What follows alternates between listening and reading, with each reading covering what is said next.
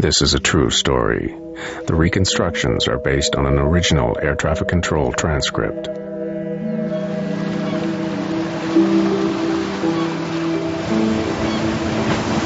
In 1998, off Canada's east coast, a modern passenger jet, run by one of the world's best airlines, catches fire at 33,000 feet.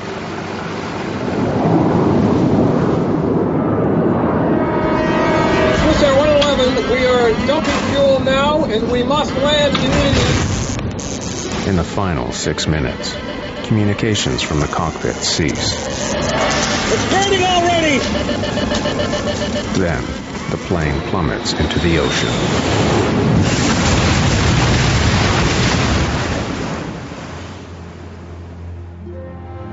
"229 people are dead. What caused the fire is a mystery." Many of the vessels reported to the Canadian Navy vessels standing by on scene that they were finding bodies and making repeated requests for more body bags and get the bodies that were... Now, after one of the largest investigations in aviation history, the complete story behind the loss of Swissair Flight 111 can finally be told. It's a wake-up call for the entire airline industry, to ensure that what happened aboard Swissair would never happen again.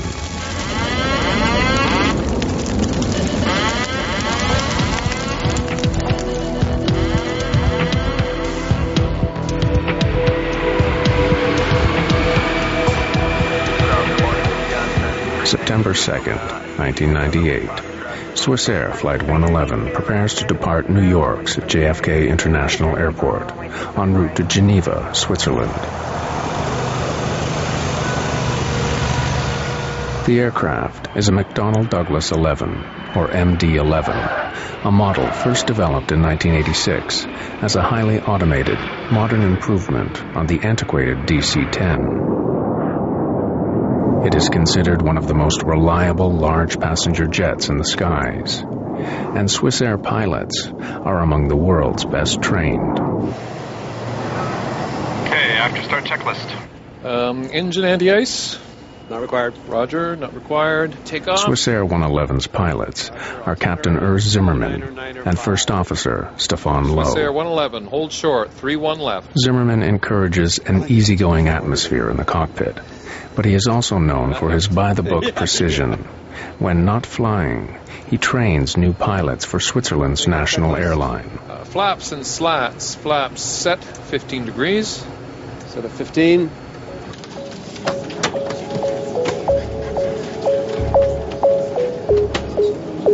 On board are 215 passengers, 12 crew, and the 2 pilots. Most passengers are French, American, or Swiss. Among them is 23-year-old Stephanie Shaw, on her way home to her parents in Geneva. Stephanie was blessed in many ways. She was physically very attractive. She was an intelligent girl. The reason she went to New York was that she had been invited to become a member of the World Economic Forum, which is based in Geneva, and she wanted to have this trip before she joined. She was a darling, an absolute darling.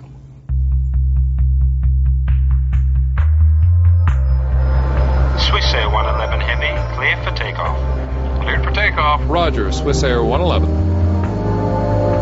In the spirit of safety, the Swissair pilots push the throttles forward together, ensuring that no single pilot can botch a takeoff. Yard. V2.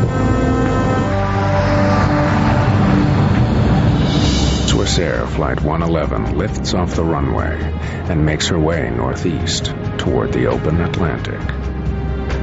For the first 15 minutes after takeoff, there is no communication from Swissair 111. It is an unusual, small detail that would later baffle investigators.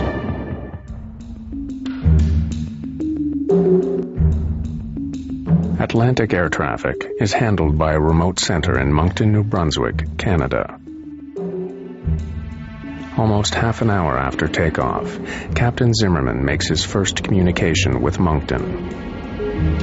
Moncton Center, Swiss Air 111 Heavy, good evening, level 330. Swiss Air 111 Heavy, Moncton Center, good evening. Reports of occasional light turbulence at all levels. Moncton, Swiss Air. It is a perfectly normal beginning to a transatlantic crossing.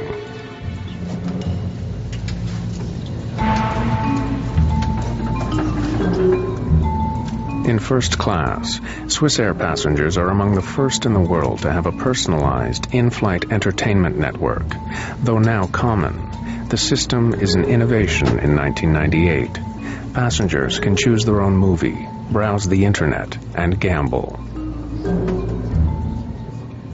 They evaluated the market and they thought that introducing a modern in-flight entertainment system combined with a gambling system so that passengers actually can use their credit card and gamble during long-range flights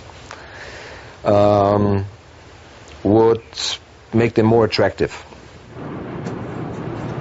This luxury would be the source of controversy to come.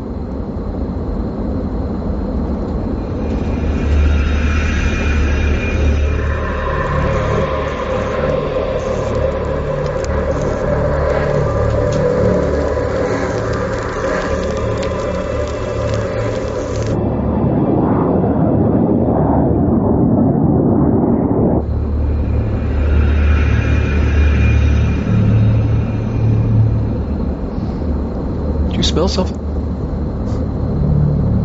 Yeah, what is that? Go have a look, I'll take the controls. Roger, you have control.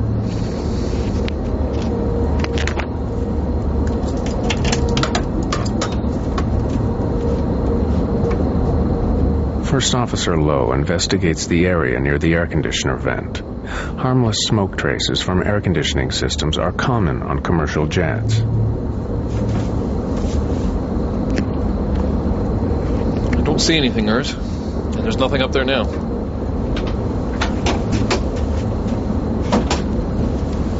You hail for me, Captain? Stefan and I were sure we smelled smoke a few seconds ago. Can you smell anything? I smell it too, yeah.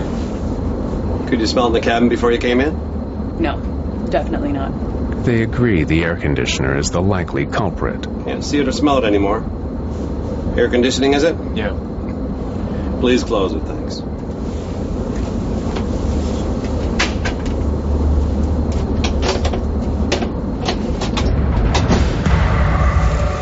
Behind the sealed panel, the pilots cannot see that the problem is getting worse.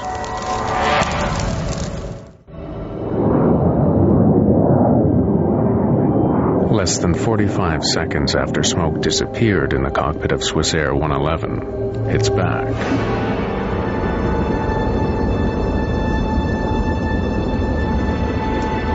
Zimmerman follows Swiss Air procedure. He makes plans to divert the plane for the nearest place to land. Find the closest place to land, Stefan. We'll need the nav charts from the library. Also weather data for the area. Boston's close.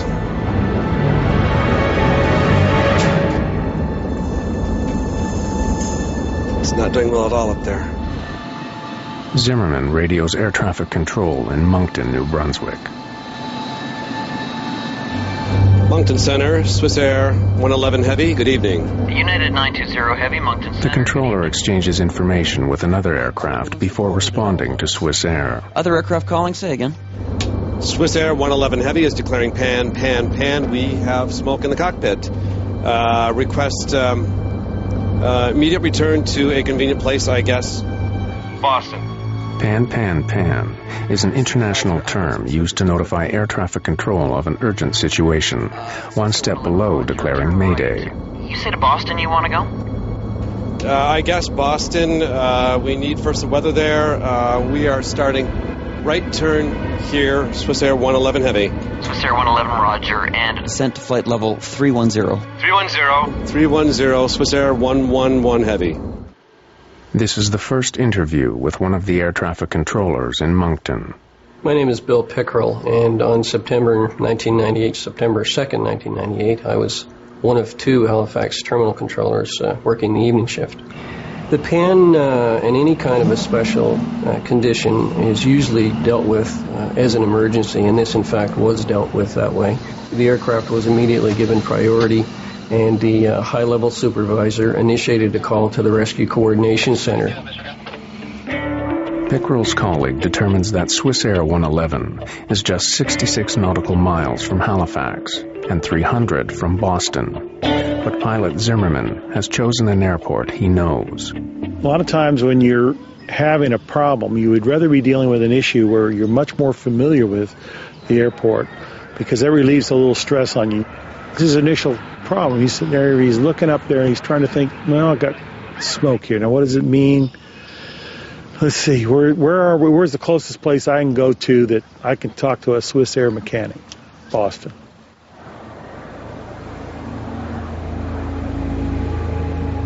Swissair 111 Center. Swissair 111 Heavy, go ahead. Would you prefer to go into Halifax?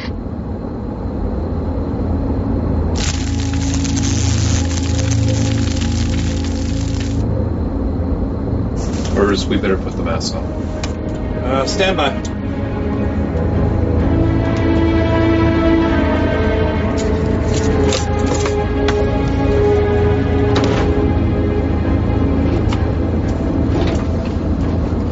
Realizing their location, Zimmerman decides Halifax is the best option. Affirmative, Swissair 111 Heavy. We prefer Halifax from our position. Swissair 111, roger. Proceed direct to Halifax. Descend now to flight level 290. Level 290 to Halifax, Swissair 111 Heavy. The controller signs off with another aircraft. His jurisdiction is high-altitude flights. As Swissair is on descent to Halifax, he hands over responsibility to terminal controller Bill Pickrell. At that point, everything was normal. I gave the pilot an initial descent, and he requested to level off at an intermediate altitude to get the cabin in order for the landing, which I took to mean that they needed to pack away dinner trays and things like that. It was an indication to me that while his situation was unusual, that they weren't considering it as an emergency at that time. Watch your speed, Stefan. Don't descend too fast. Roger.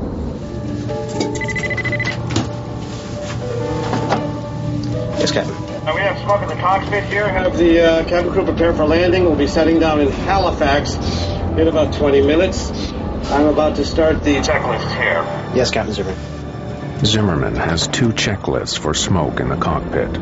To complete both will take 20 minutes. This is Swissair company policy.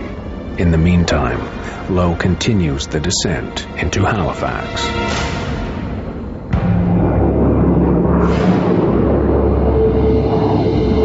Stefan, I'll need you to handle the radio while I do this checklist, all right? 119.2 for the Swissair 111 Heavy. Roger. Swissair 111 is now at about 25,000 feet. Pickrell advises them to descend to 3,000. But First Officer Lowe says he'd rather fly at 8,000 until the passenger cabin is cleared. His decision to remain high underscores the sense of control in the cockpit. 2979. From my point of view, it gave all initial appearances that it should be a fairly straightforward operation, that assuming that everything happened normally, the aircraft would require a minimum of handling to lead them into Halifax. Swissair 111, you can descend to 3, level off at an intermediate altitude if you wish, just advise. But Pickrell is concerned the plane is not coming down fast enough. It appeared that the aircraft might have been a little bit high, and I wanted to ensure that the pilots were aware of how far they were from the airport, how many miles they had to fly, so that they could judge their own descent and make their decision about what they wanted to do. Roger. At the time, we descend to 8,000 feet, and we are clear at any time to 3,000 feet. I give you advice. Okay, can I vector you to set up for runway 06 at Halifax? Roger, vector for 6 will be fine. Swissair 111 Heavy. Swissair 111, roger, turn left heading of 030. Left heading 030 for the Swissair 111 Heavy.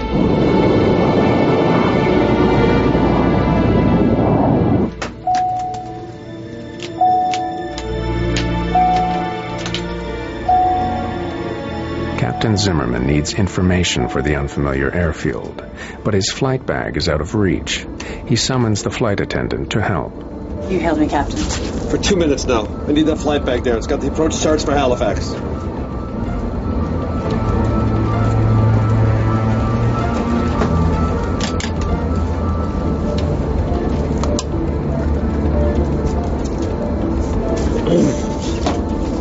Okay, get back to your crew.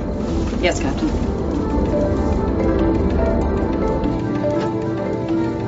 This is your maitre d' cabin speaking. The chief flight attendant notifies passengers that the flight is being diverted. There is no panic. The plane is flying normally, and there is no sign of smoke in the cabin.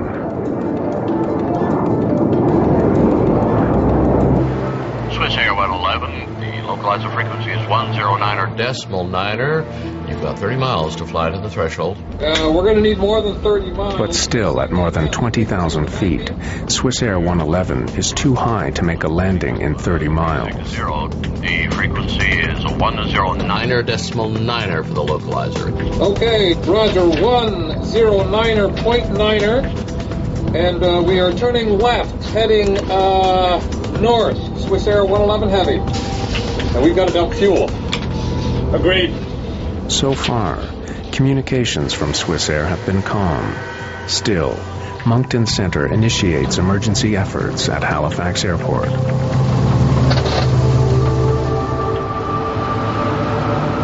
Preparing ground crews for the landing of Swiss Air 111, Pickrell seeks more information.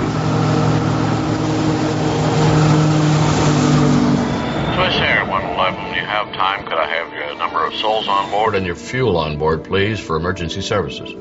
Roger. At this time, fuel on board is 230 tons. We have to dump some fuel. May we do that in this area during descent? Pickrell is surprised to learn so late that Swiss Air 111 needs to dump fuel.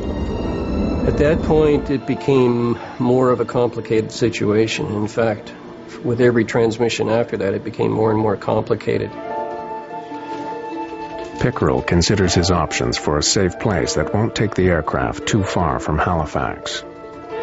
He decides to direct the aircraft over St. Margaret's Bay, about 30 miles from the airport. Dumping fuel is standard procedure. A fully fueled jumbo jet is too heavy and could break up on landing. Are you able to take a turn back? But co-pilot Lowe wonders if, given their situation, they might forego the regulations. They want us to turn to the south. Should we just forget about dumping and just land? No, dump it. Okay, we are able for a left or right turn to the south in order to dump. I initiated the vector back toward St. Margaret's Bay to start him in that direction.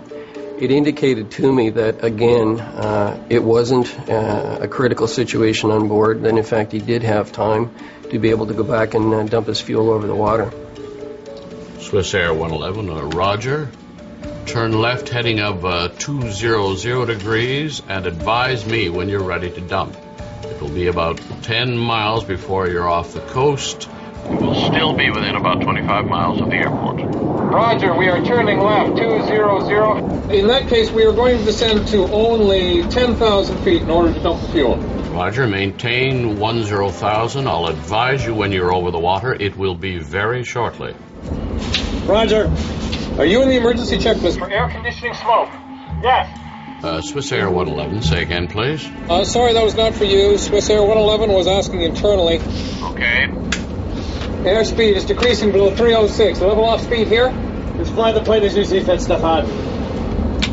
Swiss Air 111, continue left heading 180. You'll be off the coast in about 15 miles. Left heading 180, Roger. Swiss Air 111 and maintaining at 10,000 feet.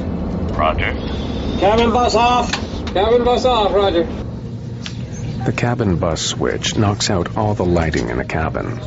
It is an indication for the passengers that something is wrong, but hardly alarming. Ladies and gentlemen, we have temporarily lost the lights in the cabin. Please remain calm. The crew will be coming around with flashlights to assist in landing. Despite a cockpit filled with smoke, there is still no trace in the passenger cabin.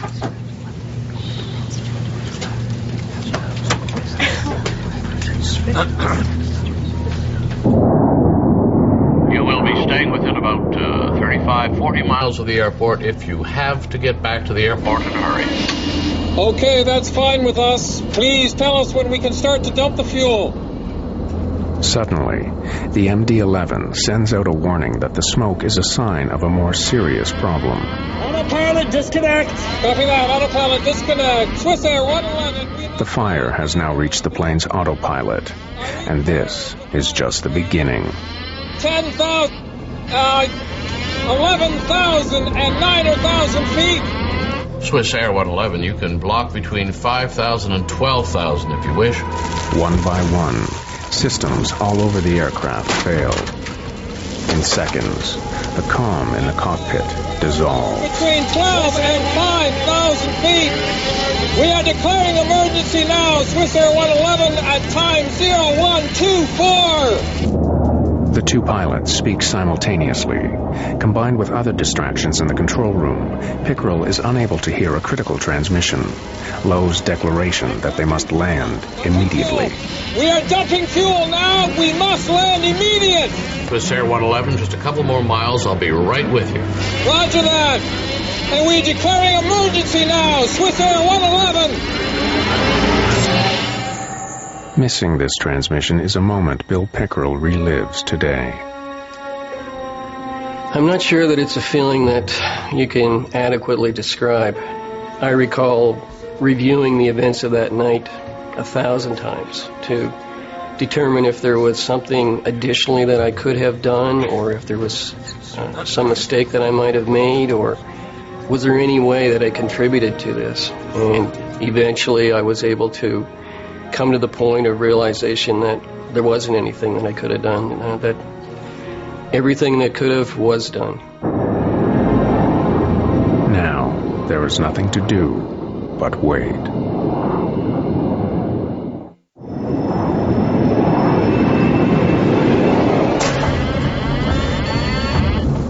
I'm just flying and nothing else. 30 seconds after declaring emergency, the pilots of Swiss Air 111 face an inferno. All my screens are down. I'm flying on standby instruments, maintaining 300. Swiss Air 111, you are cleared to commence your fuel dump on that track, and advise me when your dump is complete.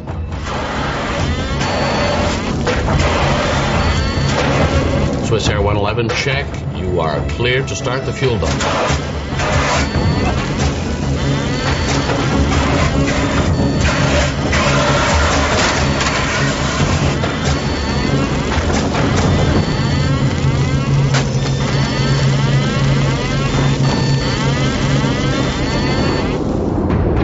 There is no further communication from the aircraft.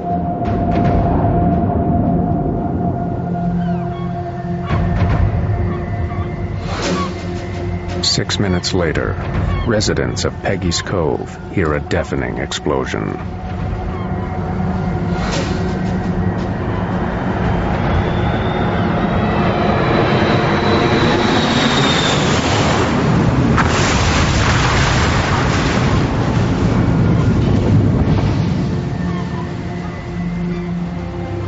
No one knows what happened to 229 people after 360 seconds of silence.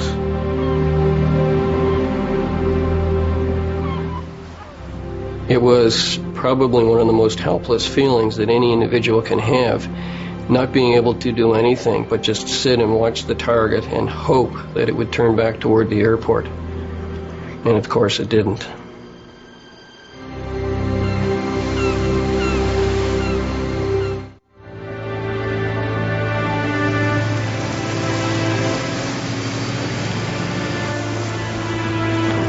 The following morning, would-be rescuers glimpsed the terrible remains of Swiss Air 111. Only one human body is discovered intact.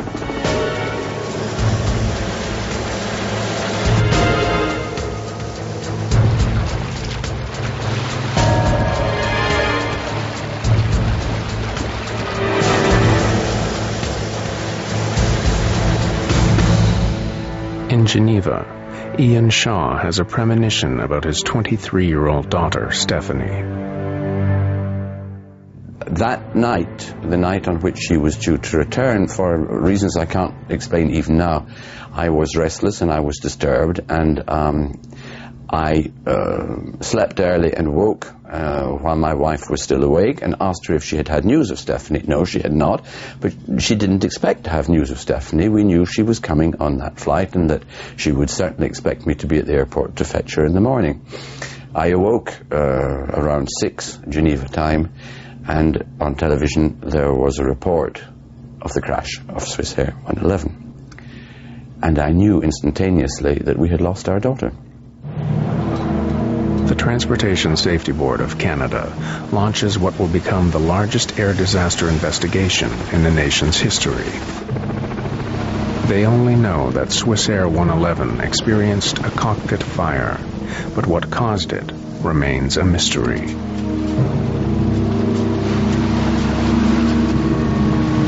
Well, this accident was a challenging one to investigate, in that initially, of course, we had to recover the aircraft from about 55 meters of water, around 185 feet.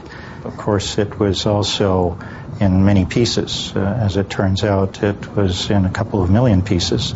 So that was the initial challenge. And then after that, of course, when you have so many pieces, you need to determine which are the relevant ones and what are these pieces telling you about what happened and why. The TSB embarks on a complex, multi-stage plan. First, divers are deployed to survey the wreckage. They discover that the plane is smashed into millions of pieces. As fall weather worsens, the risk to divers increases. At this rate, the investigation will take years to complete.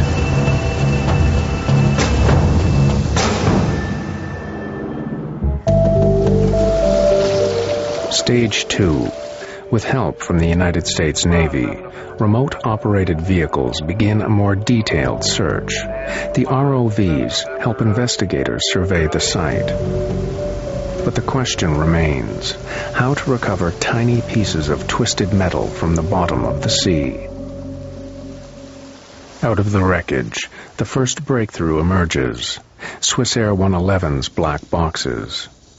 Recordings of cockpit and computer data tell investigators that everything on the plane was working perfectly until the last few minutes. When the crew declared the pan, that they had smoke in the cockpit, after going through all of these parameters, we found no anomalies or no problems in any of that flight data that suggested there was a problem with the aircraft. So this led us to believe that the crew had a relatively operational aircraft. Aside from the smoke in the cockpit that they noted, everything else appeared to be working fine. And as they were making their plan to descend the aircraft, they experienced a series of systems failures that were in rapid succession and exponential. Copy that. Autopilot disconnect. Swissair 111, we must fly manually now. Pool CVR team then faces a serious setback. The last 6 minutes on both flight recorders are missing. You're losing systems rapidly on the airplane in that 90-second period that things are happening very fast. And one of the last things we know about was the 2 recorders went offline. So the fire has presumably breached the lines, breached the sources to these recorders, and has stopped them. With the failure of the black boxes, investigators are no closer to learning how or where the fire started on Swissair 111.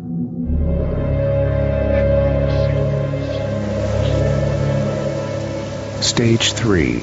Barges are deployed to scour the seabed for evidence.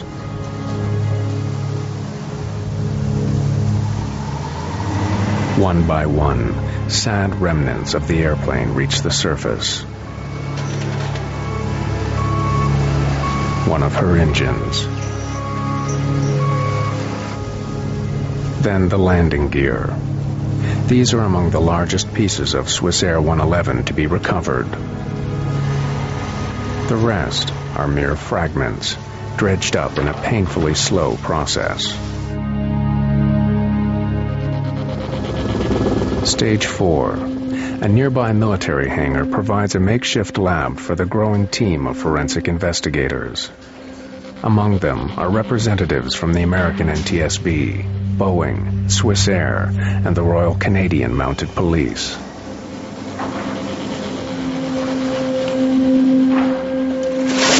Pieces of Swiss Air 111 arrive by the truckload.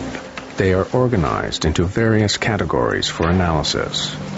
Soon the hangar is stacked to capacity with the biggest jigsaw puzzle in the TSB's history. How did a seemingly small cockpit fire suddenly turn to catastrophe?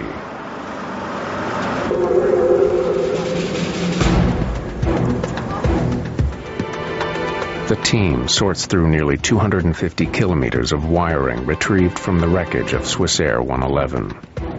Here, the first real clue, evidence of fire caused by electrical arcing. Scorch marks on metal reveal that the source of the fire was in the back of the cockpit, directly behind First Officer Lowe. An examination of the aircraft's wiring plans leads investigators to a likely suspect: the entertainment system in first class. The system had some major deficiencies. It was getting very hot. It drew a lot of power. And thereby, for example, raising the cabin temperature considerably, because it was always running. They did not install a simple off switch, nor did they install appropriate cooling systems to cool the system down. The TSB's investigators finally think they have the breakthrough they've been seeking. When Captain Zimmerman threw the cabin bus switch, all power to the cabin should have been turned off, but the entertainment system remained on, overheating. If you'd ask most pilots, they would say, well, if I push the cabin butt switch, it's going to turn off the things behind the cockpit. It's going to isolate that electrically for me, so that I don't have to worry about that, and then I can just concentrate on those things that might affect me flying the airplane. Well, as it turns out, that this switch was kind of bypassed in this case for this IFIN, or entertainment system. Swiss Air immediately disables the entertainment system on the rest of its fleet. But the TSB concludes that the mystery is not solved. By the time that cabin switch was turned off, the fire was well underway, and so that had no real bearing on the initiation or propagation of the fire in the Swiss Air 111 aircraft. Investigators determined that the problem with the entertainment system alone could not have brought down Swiss Air 111. The search for answers must continue. Stage 5. The TSB decides to reconstruct the MD-11 from the wreckage. A wireframe mock-up they call the jig provides a spine for placing tiny pieces back where they once belonged. The reconstruction reveals that the hidden fire spread from the cockpit back into the first-class galleys. Some metal showed heat damage from temperatures as high as 1100 degrees Fahrenheit. As the investigation continues, some argue that the actions of the pilots may have contributed to the disaster. Some experts charge that Zimmerman and Lowe's by-the-book approach may have cost them their lives. Swiss Air 111 was asking internally. Some operators emphasized in a very early stage, land as soon as possible, and then if you have time, go into the checklist.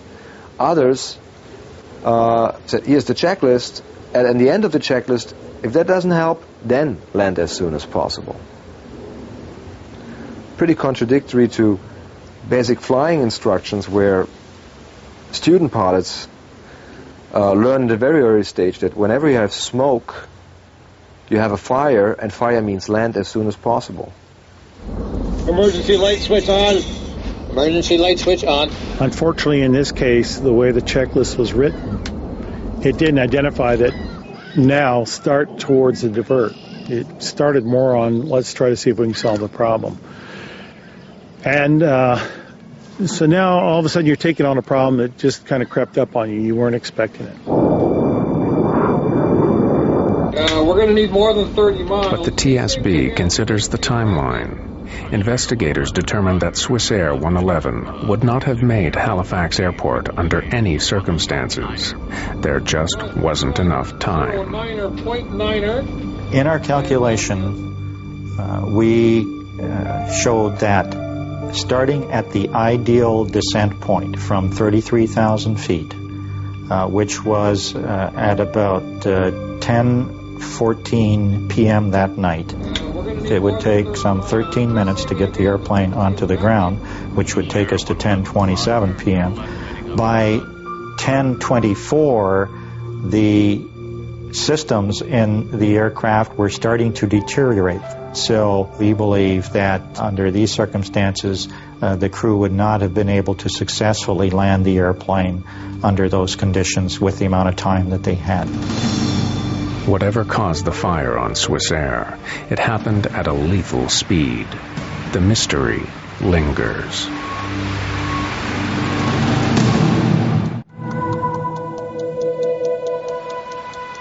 A year passes. Then another ambitious operation begins.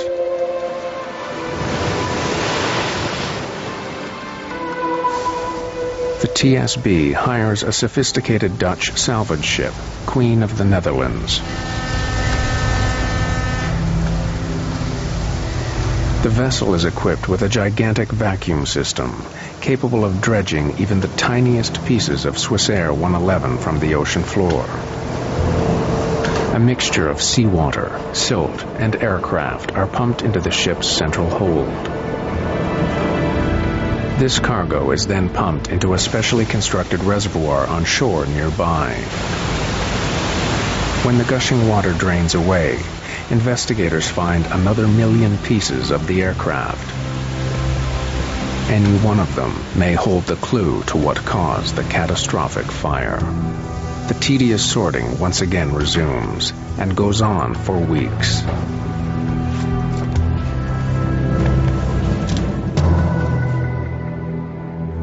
Finally, after 15 months, they find what they've been seeking: one faulty wire.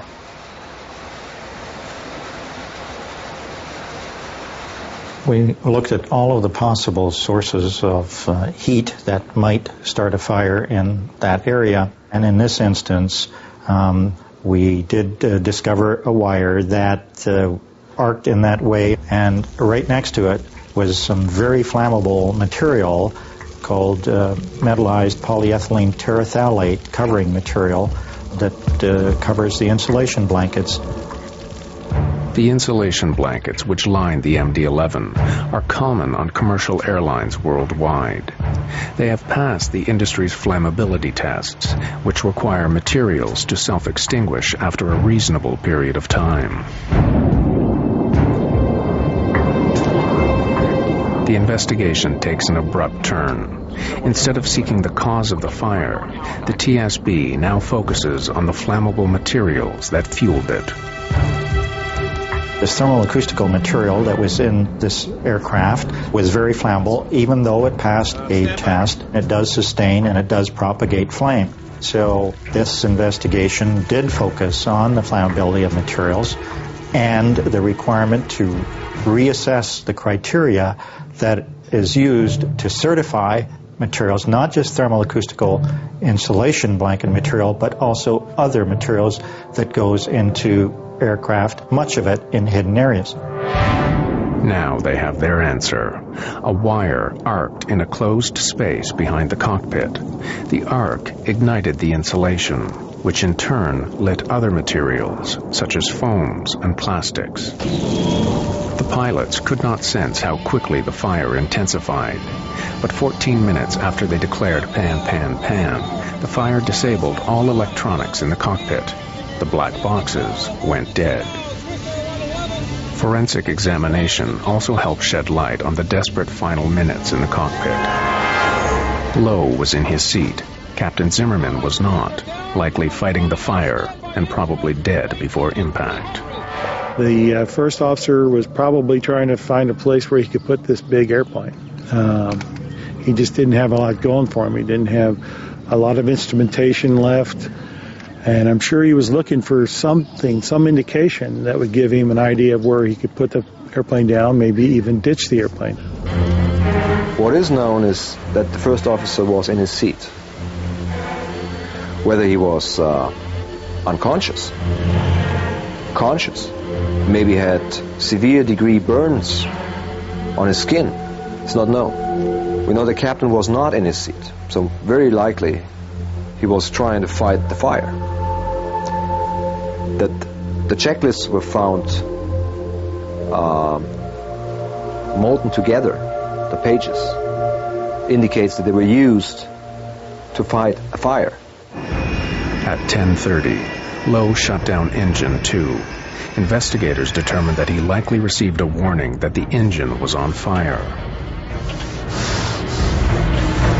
Chillingly, it proved that Lowe was alive a minute before impact. They could not determine whether the passengers were aware of the fire, at least until the very final moments.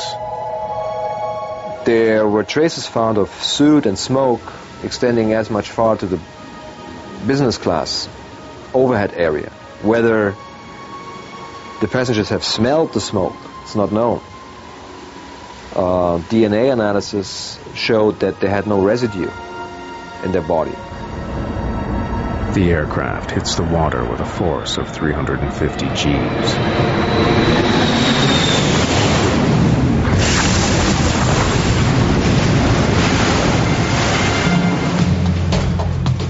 The TSB spends 4.5 years and $40 million, the largest air disaster investigation in Canada's history.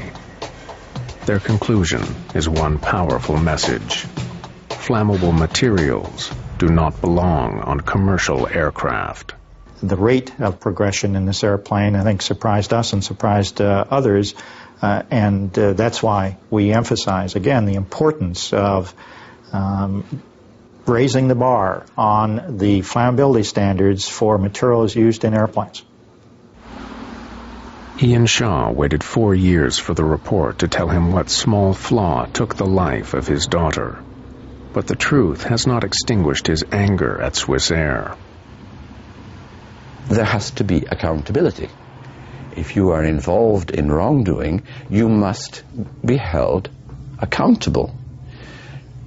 And you must declare your sense of responsibility. Otherwise, you are hiding. And you are hiding, in this case, behind the flag of Switzerland. I think it's unbelievable.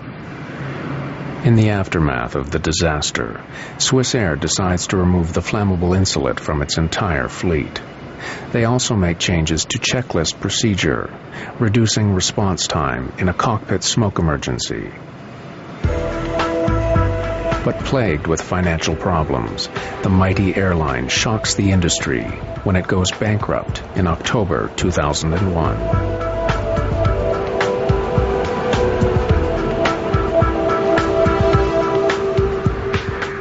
Flammable insulation that set Swiss Air ablaze remains in 2/3 of commercial airlines today, but not for very much longer. The metallized polyethylene terephthalate material has been essentially banned from aircraft, and the criteria to certify that kind of material for use in airplanes has been worked on. It has not been put into law as yet, but we look forward to that being done, so the criteria is more stringent. The U.S. Federal Aviation Administration has given a deadline of 2005 to remove the material from all commercial aircraft. This major overhaul aims to ensure the Swiss Air tragedy will not be repeated.